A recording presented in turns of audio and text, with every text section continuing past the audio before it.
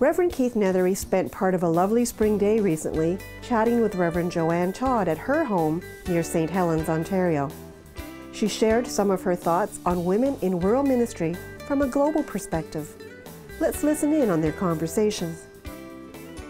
Today on Life and Faith, the Reverend Joanne Todd from the parish of Hanover, Durham joins us. Joanne had, I guess what you would say, is one of those trips of a lifetime to New York City. Tell us a little bit about what it was, and we're going to walk around and check out your gardens while we do it. Joanne lives on a farm not too far from St. Helens.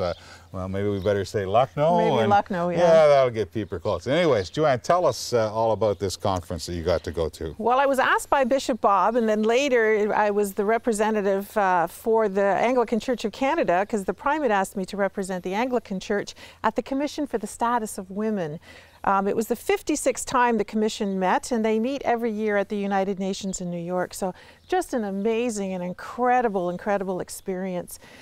I think I was chosen because this year's focus, every year they have a focus that they study on, and this year's focus was the empowerment of rural women.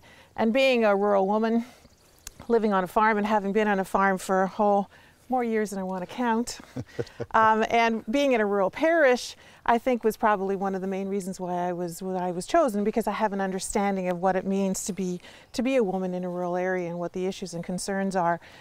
And the interesting thing is that even in a developed country such as ours, the issues and concerns for women are similar, whether you're in Canada, in the United States, in Europe, in Australia, in Japan, in those developed countries, or whether you're in sub-Saharan desert or in Latin America, the issues for women are very similar.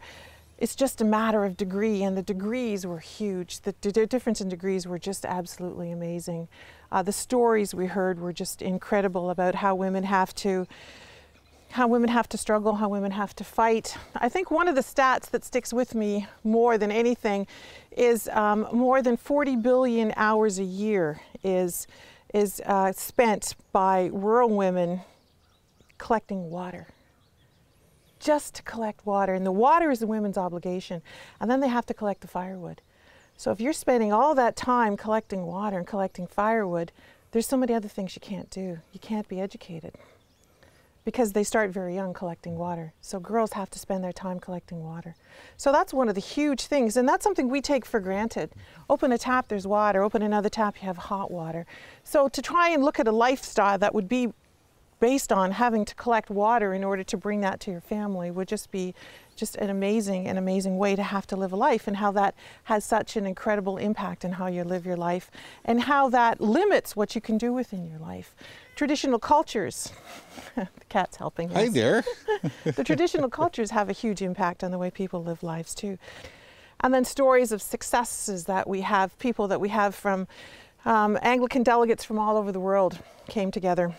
And we came and met, and we heard stories, and we talked about stories of things that they have overcome, and things that they continue to overcome, and how they find bits of God's grace in the midst of the mess that they live in their lives. The story from the woman from Rosalind was her name. She was from Pakistan, and the stories that she told about people rural people being forced off their farms and having no place else to go, because they're being forced off their farms. Their land is being grabbed by corporations, sanctioned by governments in the name of development.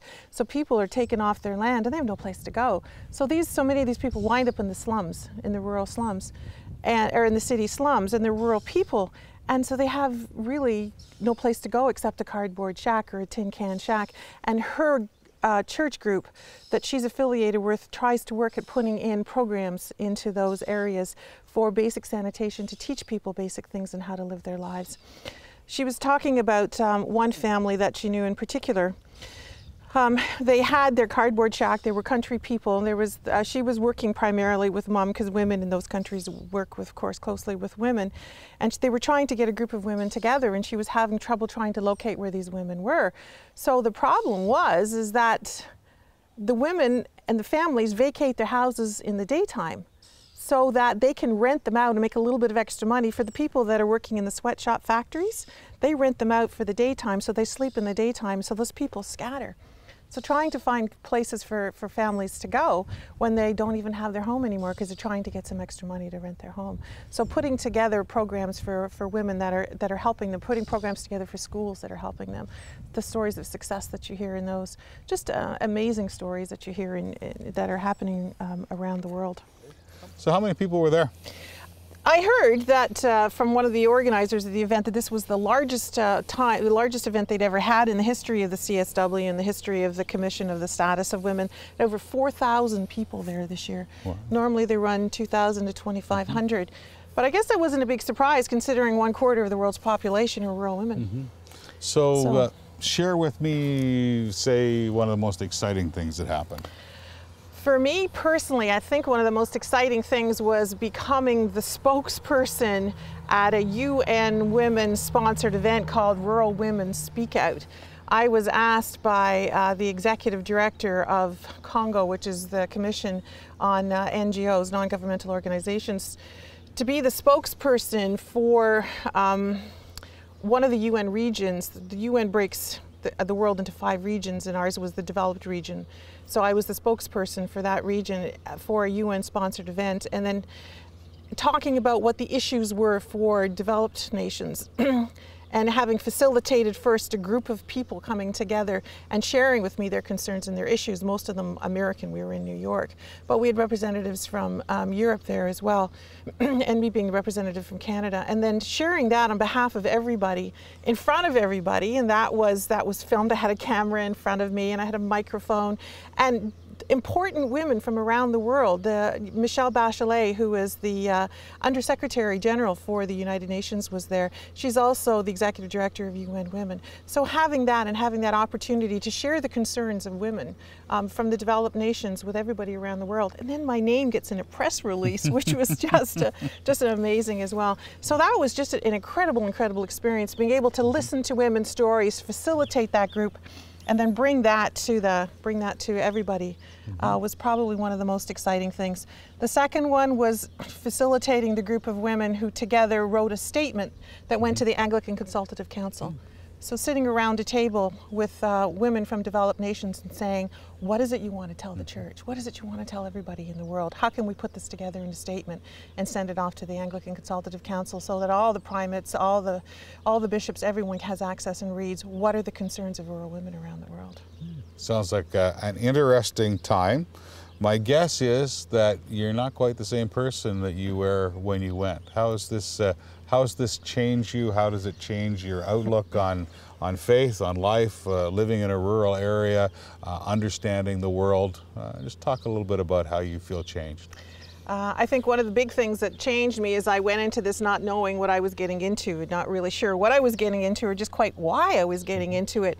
And for a person who likes to be on top of things, who's an organizer, coordinator, that was an uncomfortable place to be.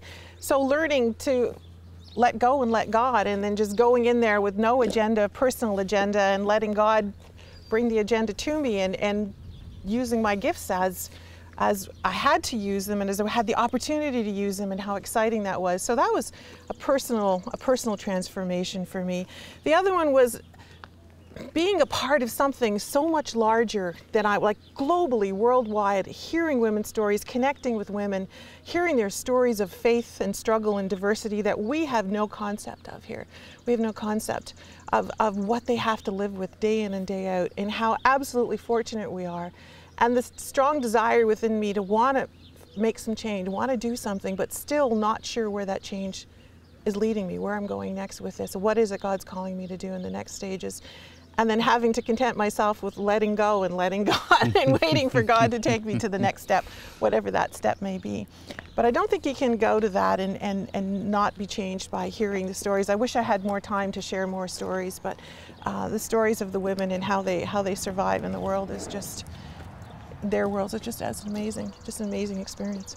This is just one way you're able to share that and to share the change, and hopefully now a few more people in southwestern Ontario are aware of the work being done by the United Nations, aware of what it is to be to live in a rural area. So Joanne, thank you very much for taking time today. Thank you. For Life and Faith, this is Reverend Keith Nethery.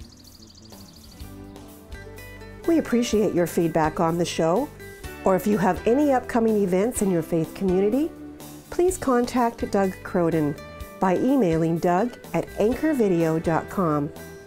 If you'd like to view any of our past programs, check out the video archives at lifeandfaith.ca. For those with mobile devices, you can also connect from here to our YouTube site.